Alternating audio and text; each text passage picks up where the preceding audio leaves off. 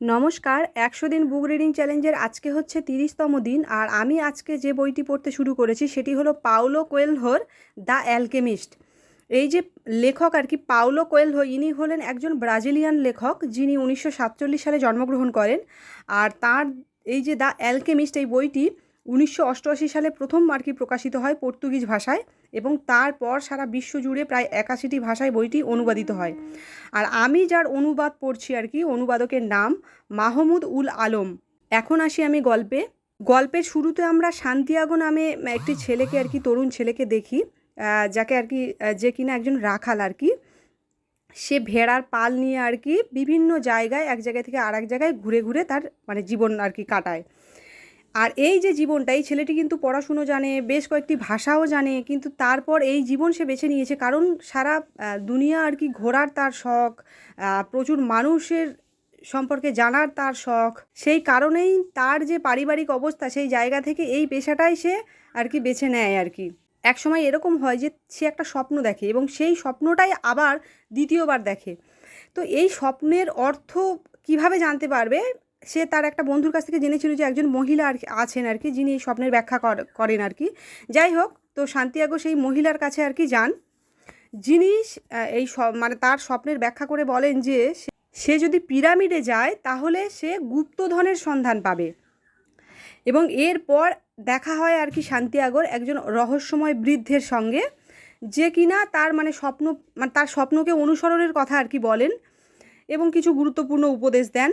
তারপর যেটা দেখা যায় যে আমরা দেখি সান্তিয়াগো তার ভেড়ার পাল পুরো বিক্রি করে দেয়, বিক্রি করে দিয়ে সে তার স্বপ্নের উদ্দেশ্যে পাড়ি দেয়। কিন্তু নতুন জায়গায় পৌঁছে তার সাথে সবথেকে বড় যে দুর্ঘটনাটা ঘটে সেটা হলো যে তার সমস্ত টাকা পয়সা চুরি যায়। সে একজনকে বিশ্বাস করেছিল, সে সমস্ত এর টাকা পয়সা নিয়ে আর কি পালিয়ে যায়। আর ওই সময় মানে সান্তিয়াগো মানে সম্পূর্ণ কি বলবো নিঃস্ব হয়ে যায় এবং বাড়ি ফিরে যাওয়ার জন্য সেই রকম পরিস্থিতির মধ্যে সে থাকে না। তার ফলে ওখানেই সে একটি কাঁচের আসবাবপত্র আর কি পাওয়া যায়, জিনিসপত্র আর কি পাওয়া যায়, এরকম একটা দোকানে সে কাজ করতে শুরু করে। এবং তার এই কাজ করার উদ্দেশ্য হলো যে সে কিছু টাকা জমাবে, বাড়ি ফিরে যাবে, আবার ভেড়া কিনবে, আবার যেভাবে সে মানে তার দিন যাপন আর কি করতো আর কি, সেই জীবনে সে ফিরে যাবে।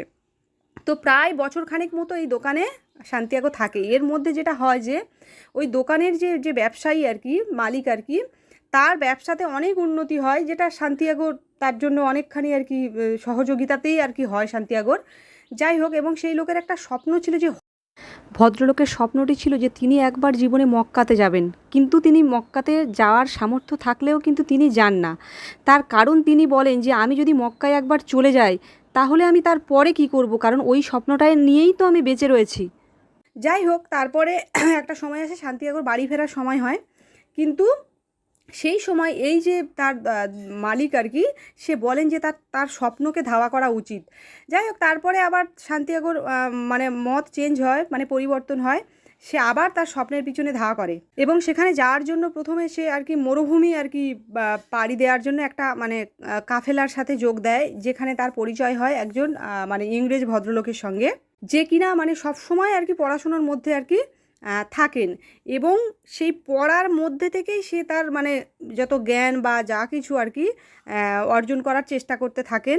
সান্তিয়াগোর সাথে তার কথা হয়, কিন্তু খুব বেশি তার সাথে বন্ধুত্বপূর্ণ সম্পর্ক তৈরি হয় না, কারণ সান্তিয়াগোর দেখার দৃষ্টিভঙ্গি ছিল সম্পূর্ণ আলাদা। সে নিজস্ব অভিজ্ঞতার মধ্যে দিয়ে তার জ্ঞান সঞ্চয় করছিল আর কি। আর এদিকে এই ছেলেটি, সে তার পড়ার মধ্যে দিয়ে আর কি জ্ঞান সঞ্চয়ের চেষ্টা করছিল। এবং ছেলেটি একটা সময় জানায় যে তার অ্যালকেমি নিয়ে সে আর কি মানে তার খুব আগ্রহ, এবং একজন প্রকৃত আর কি অ্যালকেমিস্টের খোঁজেই আর কি এই মরুভূমিতে আর কি সেই ছেলেটি আর কি পাড়ি দিয়েছেন, যাতে সে তাদের যা মানে কি বলবো কৌশল, কলা কৌশল, সেগুলো সে আয়ত্ত করতে পারে।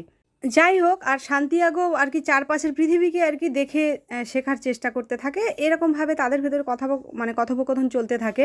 একটা সময় দেখা যায় যে মানে মরুভূমিতেই পাড়ি দিতে দিতে আর কি মানে কাফেলার মধ্যে আর কি লোকজন আলোচনা করতে থাকে যে বিভিন্ন গোত্রের মধ্যে আর কি সংঘর্ষ লেগে গেছে, যুদ্ধ লেগে গেছে, এবং সেই জন্য তারা একটা মানে নিরাপত্তার জন্য আর কি তাদের একটা জায়গাতে আশ্রয় আর কি নেয়। সেই জায়গাটা ছিল এরকম যে চারিদিকে মানে অসংখ্য হাজার হাজার আর কি খেজুর গাছ, তারপরে সেখানে জল আছে, তারপরে মানে জিনিসটা মরুভূমির মাঝখানে যে অন্যরকম একটা পৃথিবী, সেরকম একটা পৃথিবী আর কি, সেইখানে তারা পৌঁছয়। আমি মোটামুটি তো এই পর্যন্ত পড়েছি, দেখা যাক এর পরে আর কি কী হয়।